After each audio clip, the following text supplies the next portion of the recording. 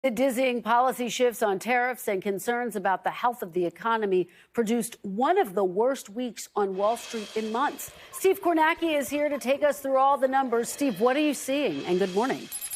Good morning, Kristen. Yeah, I mean, uneasy, volatile, unsettling. You can pick whatever adjective you want, but here's what the numbers look like this past week. Looking at the Dow average here with all of the news. So you start last Monday, and look, you could see how the average just plummeted late Monday. That is when Trump made the announcement that the tariffs were coming. It continued on Tuesday as the tariffs were imposed. Of course, then you had the reprieve for automakers, deferring a lot of the other tariffs, and the market did start to make a little bit of upward movement. And actually on Friday, when you added in that new jobs report, some folks on Wall Street feared it might be worse than it was. The market actually did close up a bit on Friday, but down significantly for the week. And if we broaden this out, zoom out, and take a broader look at the trajectory of the market here, two things to highlight here in terms of Trump and his policies. Take a look at this. Again, this is the Dow average. Between Election Day and Inauguration Day, it was up basically 4%. There was optimism on Wall Street about what Trump would do as president. But since Inauguration Day,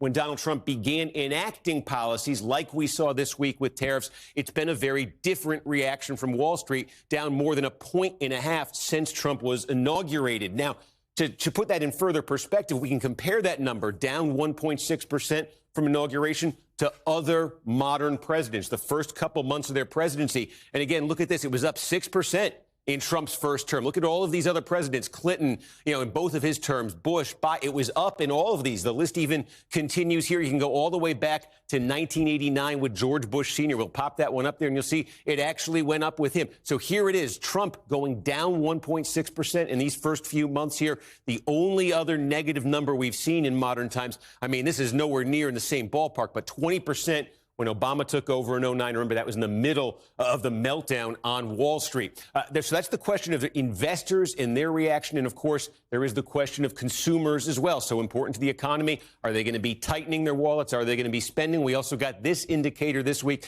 the Consumer Confidence Index, a monthly report gauging the sentiment of consumers. And you see these numbers. It clocked in at 98.3 this month. Look, the higher the number is, the more consumers are expressing optimism about the economy. So it fell. You see here, the number fell 7 points in the last month. That declined 7 points in 1 month. That is the biggest single month decline we've seen in this index in 4 years. Now, there's debate about the exact relationship between consumer attitude and actual consumer spending. But again, you add this into the mix with the other indicators, Kristen, and you can understand why folks on Wall Street and elsewhere are getting a little bit jittery these days, perhaps.